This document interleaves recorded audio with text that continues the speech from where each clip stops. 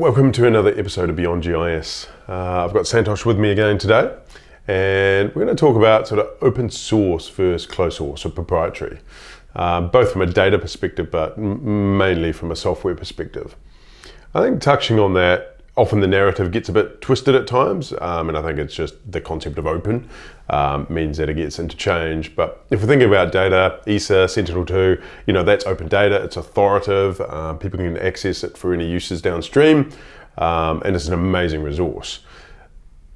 So that's at a data lens and a data perspective. I guess, Santosh, how are you seeing this getting mixed up at times, and the definition of open source, right, as regards software versus data? Thanks, Kurt. So people, in my observation, tend to mix up the language between open source data and open source tools.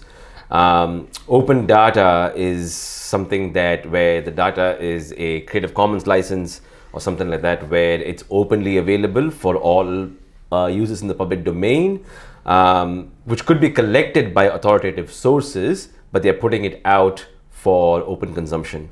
Versus open source tools or open source code is more around the libraries and the tooling itself that people create and put them out in the open source community, so both open data and open source tools are both in the public domain, but the only difference is open data could come from authoritative sources, whereas open source tools might be coming from just crowdsourced people just providing libraries.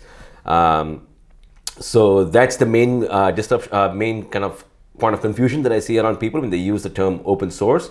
The other one is when people use the word open source, they just automatically assume that it's either free or it's not supported, or it's kind of something that's not in the mainstream, which is also quite misleading, because a lot of the leading technologies in the world, big players like Google, AWS, Facebook, they've all kind of open sourced a lot of their technologies and a lot of their libraries. They also come from very authoritative places. These guys are, spend millions of dollars and they use it in their own software, and they've open sourced the technologies, things like Kubernetes, for example, or React.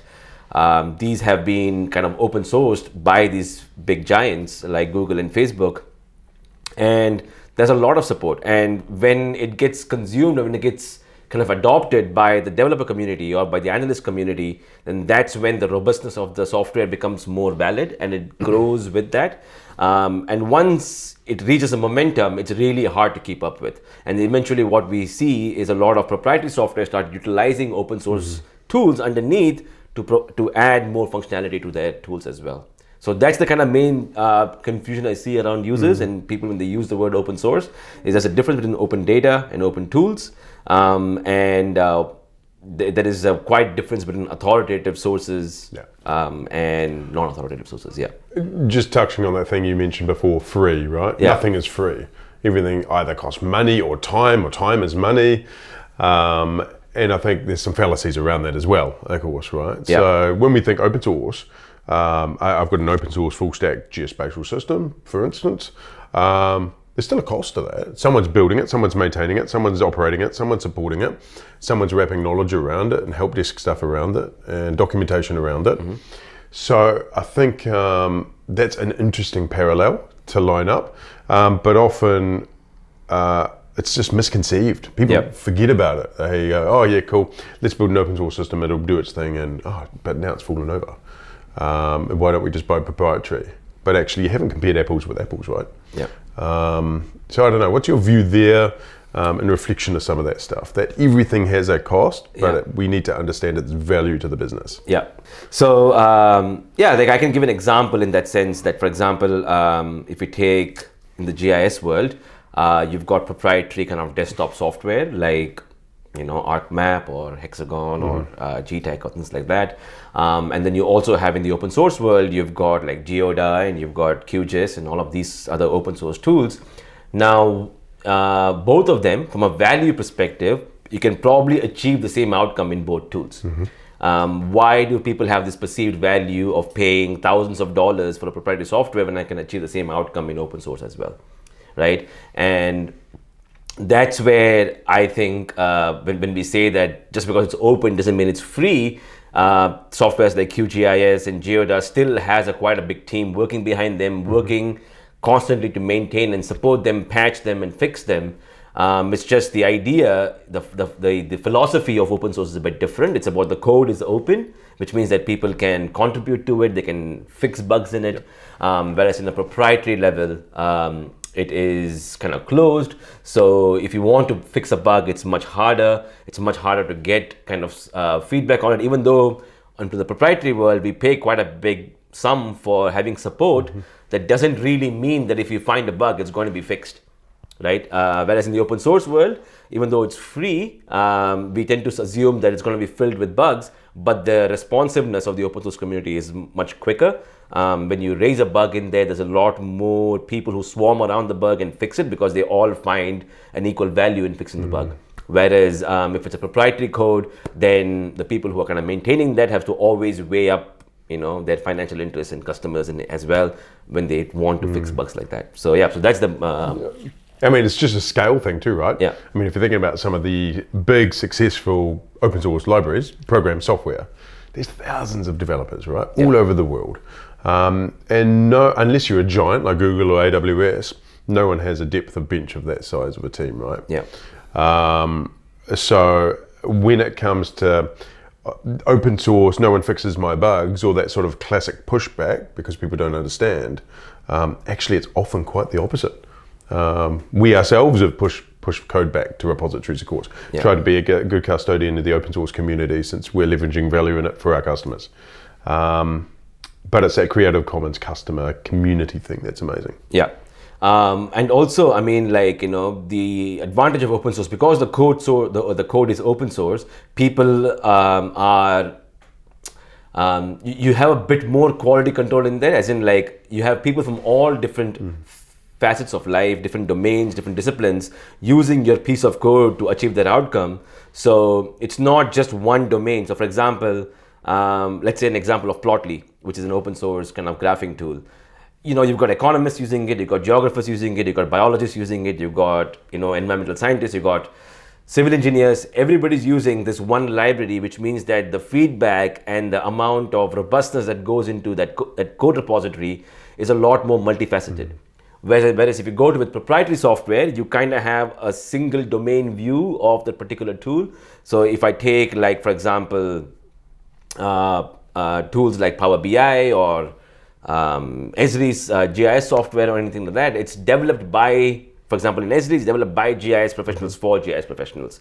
So it doesn't have the kind of the multi-dimensional aspect of an open source library where you have people from variety of different industries contributing to a single source code, which can then be leveraged and utilized in other industries as well.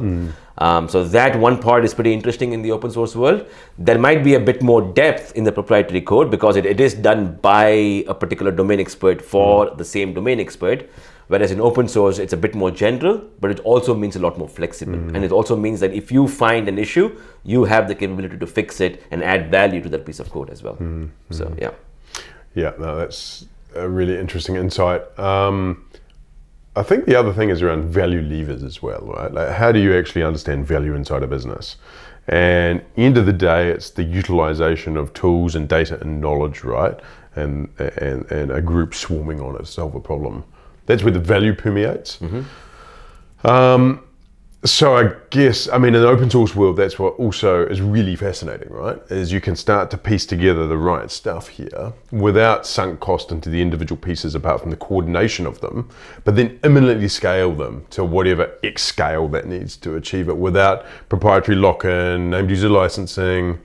And again, I think that's so important in terms of democratization of geospatial. We're taking it a step further from some of the confines or thinking of open source generally and open data. How do we just layer in that subscription orchestration to allow anybody to come along and tap the value of all of that? I don't know, versus Saga was talking about it the other day, one of the proprietary players, it's open source under the hood, but you got to pay a license to get into that toolbox, right? But it's open source. So you're paying a license for it to have a toolbox put on top of it without all the access to the code anyway, when you need to fix something. So why not actually just play with it at code inside a Python environment? Yeah. So this is very kind of common in the AI space that I'm observing lately. Is there's a lot of AI tools out there that, most of the AI libraries or most of the AI models or the machine learning models are in the public domain. They are in the open source world. And a lot of organizations out there are adopting those and adding, like putting a UI or putting some kind of an interface on top of that so that it can be utilized by non-AI specialists. And what ends up happening is they are charging, or they are kind of, their business model, I guess, is around charging for the convenience of the use of the AI model for non-AI users. But that also means that you can only do a specific constrained activity, right? If you want to expand the model, if you want to fine tune the model, if you want to go a bit beyond, if you have the expertise to go a bit beyond and produce a better result, you are not able to, and then you have to somehow create workarounds and band-aid fixes to kind of go back to the open source, make your changes, and somehow incorporate them into the proprietary tool. Whereas in the platform, what we are trying to do is we're trying to embrace the fact that coding and kind of heavy data analytics is the way of the future. Adding a layer of interface on top of that, we believe creates another level of complexity. Well, not a complexity, it creates another level of constraint, where we found that most of the time when you put an interface on top of a complex analytical model, people tend, once they use it, they want more and they want more. And in that way, the cost of maintaining that increases exponentially. Whereas if you keep it at open source, if you keep it at the code level, and people are, and if we educate, and I believe that the newer kind of students coming out, the newer group of engineers, analysts are going to be very friendly in code. They're going to have to know how to code. Now kids are learning to code at the age of 10, 12. So I'm assuming that in the next generation, coding is just going to be like reading and writing. It's going to be a kind of fundamental skill that people are going to need, especially if you want to be in IT. So we're just embracing that at this point, and we're saying that we have the power of open source, leverage it, customize it and tweak it as you want. If you found anything useful, contribute it back to the open source community so other people can leverage it as well. If I reflect on some of the first customers on the beta platform and version 1's coming out soon, already some of the principles are filtering through. Right, so they're sharing the work we've been doing with them, with other councils, and straight away, people natively want to co-collaborate. Now, that's human society, right? We want to intermingle here together. Most people don't want to sit on silos. They want the experience of someone else coming in to help them solve their problem, and that repurposing of that code means it just hops directly to another instance of the platform, which is amazing because that sunk investment is now shared, and you've got economies of scale. And then to your point, you've got diversity of minds now looking at it. That's only going to improve the outcomes, right? And there is no constraint in here. We are trying to enhance that. We want that to happen. That's kind of the whole point, to democratize this stuff. And a lot of the organizations are already leveraging open source tools. They're already using it internally. They're already using it on the analysis. It's just there is this, I guess, a fear, or I guess a lack of confidence in, will it stay up in production? Will it be secure in production? Will it be safe for us to implement it? And this is where your big players like the AWS and Google and Azure are come handy, is if you can wrap that level of security and confidence around the open source tools. And because these guys are already contributing and utilizing open source so much within their own products, they are already becoming the custodians of open source tools anyway. And so all of the security parameters and the security and performance layers that they offer provides that level of confidence on top of open source. So you as a scientist don't have to worry about putting your, dare I say, hacked up code into production, because there are people like AWS and Google and other cloud providers who are offering that security performance layer on top, so that you can be safe and confident that your code would be in a safe environment and would not cause damage to other parts of the system. And I think that's, when we reflect on that, extend that one step further for what we're doing, it really is exactly that. We're just taking away the heavy lifting of the infrastructure that relates to a next generation geospatial AI platform. And you can push a button and deploy a brand new database, and you never think about the ops behind that, right? And what that means is time to value is greatly enhanced. it's our responsibility for the subscription to the platform we're providing. We look after that for you, so you can focus on the work that actually matters, right? Yeah. Just like we don't think about some of the underlying stuff AWS provides us, for instance.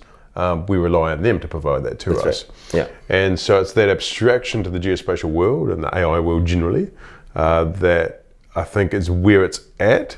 And inherently, it's about inherent scale, because it's only with scale and democratization we're going to solve some of these big problems. Yeah, and the other advantage, the other kind of benefit of open source is because the adoption of open source is growing pretty rapidly. You have a lot of big players who are in the business of using open source and contributing to it. And so because they are the big boys in the business, they have security concerns as well. They've got performance concerns. So they make sure that the libraries are robust, and they're getting more and more robust as we grow. So for example, for us, security is a big thing. We have to maintain security. So when we find issues in the libraries, we fix them and push them back. And that's something that everybody else is doing as well within their own communities.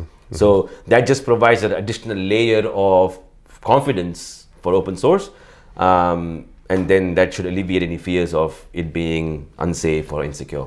You know, why is it that people are willing to pay, $50,000 for ArcGIS server versus GeoServer is completely free, and it probably achieves the same outcome as ArcGIS server, for example. But why do people have this perceived value that ArcGIS server is worth 50K and, for example, GeoServer is not? I don't know if 50K is the right number. I'm just throwing a number out. But the idea is, what is the perceived value of open source? And this is where I go back to, just because it's valuable, just because it's free doesn't mean it's not valuable, right? The value you're getting out of open source technology is probably equal or more than proprietary software. And a lot of businesses are built upon open source technology. And so I think credit to respect where it's due. I think a lot of the proprietary software are also built on open source. So given all this, the more I think about open source tools, my confidence keeps increasing on open source, actually a bit more than proprietary software sometimes, because I do have access to the code, so I can change it if I wanted to, and I can make it more secure if I wanted to. So that level of confidence is there, which you don't have in the proprietary world. So if a proprietary code does get compromised, then it's going to take forever to get that fixed and bring back into your environment, versus open source where you can get it fixed and roll it out if you need to. So that's one thing that...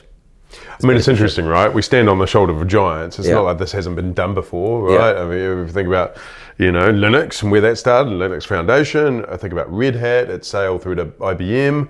It's been done before based on the value, right? And the perceived value downstream. So that what Red Hat would wrap around core open was all the robustness, the enterprise support, the documentation, I could ring up and get help instantly sort of thing, right? But the core still remained the core and open. So again, I feel like we just haven't quite matured there yet from a big data geospatial platforming type perspective. We're getting there, but the community should be much larger than it is. I don't know. That perception thing's really interesting.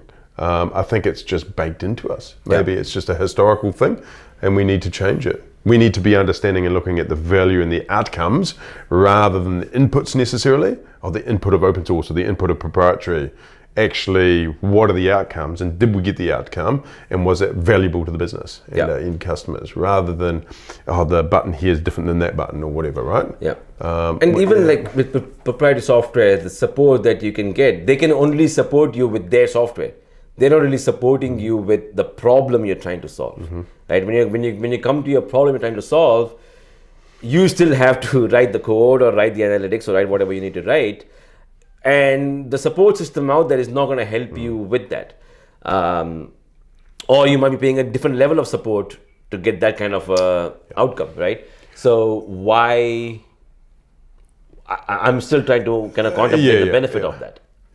If it's not going to really help me solve my problem, if they're just offering me support to make sure the software stays up to date, We're moving towards the world where everything is moving to cloud, everything is cloud maintained. Well, everything's as a service now, right? Yeah. So it's an app as a service, so it's a platform as a service, whatever it is. Yeah. So it's as a service implies I need that service and it adds X value to my business and my customers.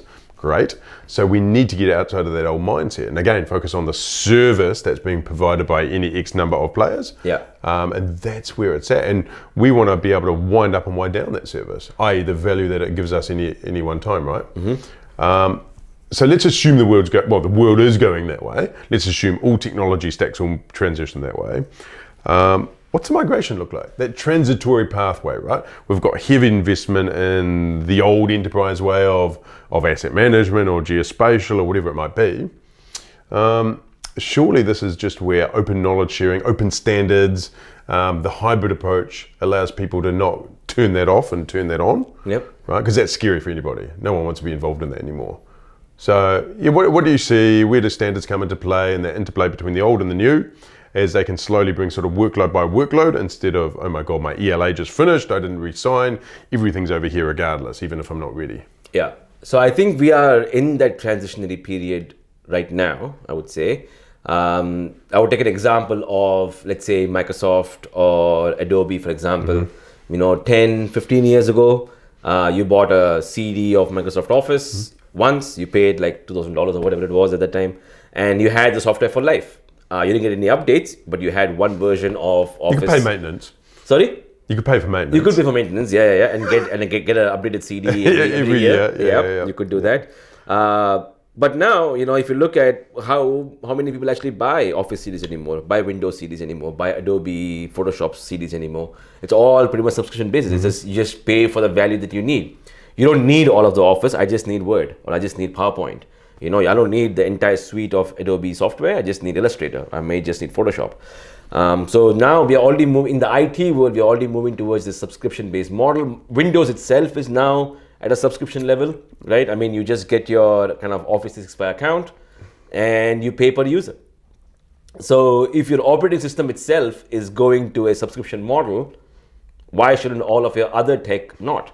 Your banking is now, it's on your phone. It's just cloud native. You don't physically go to a bank and do your thing. So if you're willing to put your money or your investments into some cloud software, what's stopping from legacy kind of, asset management systems or project management systems or geospatial systems to move on to this more modern kind of consumption-based models?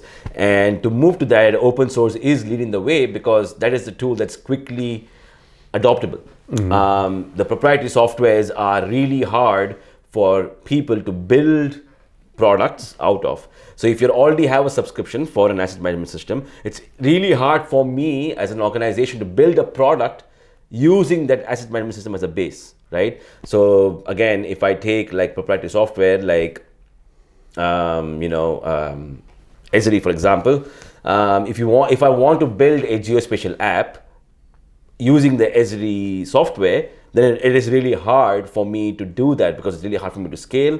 It's really hard for me to kind of understand how I'm going to price my product. It's really hard for me to understand the actual utilization of the underlying core software. So all of those things become much harder, so why didn't, I kind of take Uber as the kind of a geospatial company. They make their geospatial product, but they build their own geospatial stack out of open source tools. And probably because a lot of the proprietary tools is hard to allow. You couldn't scale it cost effectively. You can't modify it, Yeah, even if the technology could, the commercial model wouldn't. Yeah, that's right.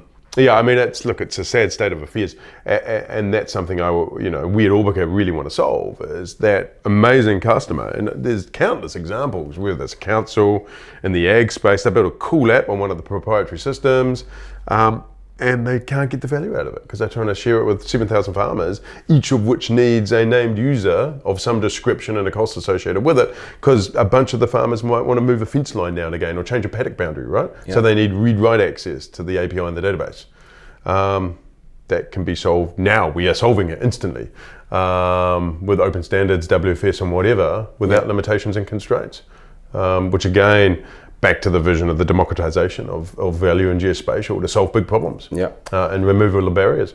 And more than the technical, it's also the commercial aspect of it, right? It's like if I have a particular license for a software and trying to build a product, how can I price my product if I don't have confidence in the underlying pricing of how the underlying software pricing is going to change, right? So if I have a lot of proprietary softwares underneath that I'm using to build my product, if one of those products changes its pricing model or changes its commercial model, then it has a significant impact on my product, right?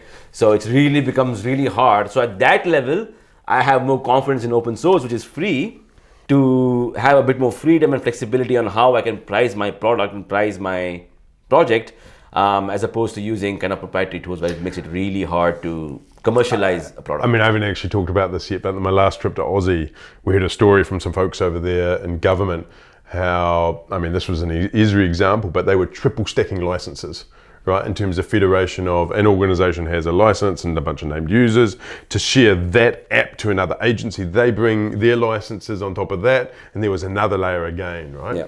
Which is just insane. To view one data set. To view one data set, push a couple of buttons on an app, on a map, on a whatever, right? Yeah. I mean, that needs to change. Yeah.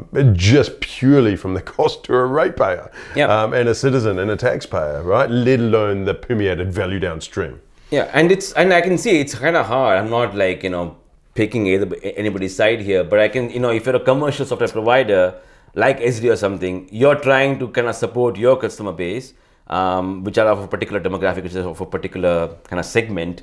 But now, because geospatial and AI is so prevalent and it's becoming so ubiquitous in our day-to-day projects and day-to-day work, that now people are actually wanting to build their own products to incorporate geospatial.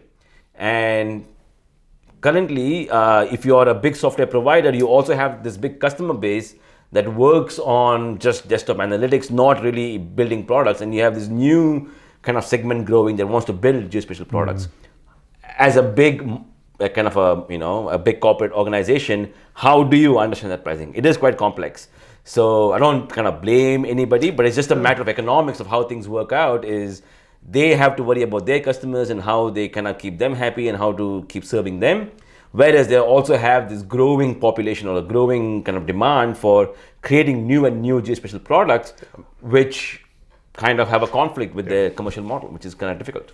I mean, look, the old model is the old model and it's been there for a reason and highly successful. That's fine. Yeah. We're in a new world, and I think it's so important that we leave on the message that you can have both customers, right? You can actually slowly transition to the future without being too scared around moving all the sunk investment from here to here instantly, or that migration pathway. Come at it, find value, grow the scale of new modern data cloud platforms bit by bit. And just drive the power of geospatial deep into the organization, right? There's kind of no excuses anymore. It all exists. Other sectors have moved that way, and we want to work with all of you guys to move it further that way in the world of geospatial and AI and cloud. Yeah. So, look, any lasting notes? I just wanted to add one thing to that. It's open source is awesome. It's great. It's all, but it's always not, there's flowers and butterflies everywhere. There are some, cons to that. It is quite a bit of work, as in like people who are developing open source tools do have to invest quite a bit of time to maintain that code base. People who are utilizing open source, there is a bit of a learning curve to understand kind of, you have to have a bit of coding experience kind of.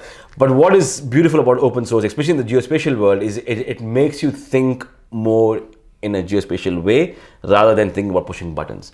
Because everything is kind of code and everything has got flexibility, you truly have to think like a geospatial way of thinking to implement the code, right? And so that is a bit of a change in mind shift in the way you work, that is the one thing that I would like to put a piece of caution, is when you do come into open source, that is something you want to be thinking about. Yeah, it is very flexible, it is very powerful. There is a bit of a learning curve. Yeah. I totally agree. Like back how we started, nothing is free, everything has a cost. Yeah. But how do we understand the value, and how do you start to move and transition that way and dip some toes in the ocean and find some value, and then understanding how you drive that migration transition pathway into the business, often over a number of years, right? Yeah. It's all doable, and we can do it bit by bit. So anyway, hope you enjoyed that. It was a pretty interesting session. Thanks heaps, Santosh. Nice. And we'll see you next time on Beyond GIS.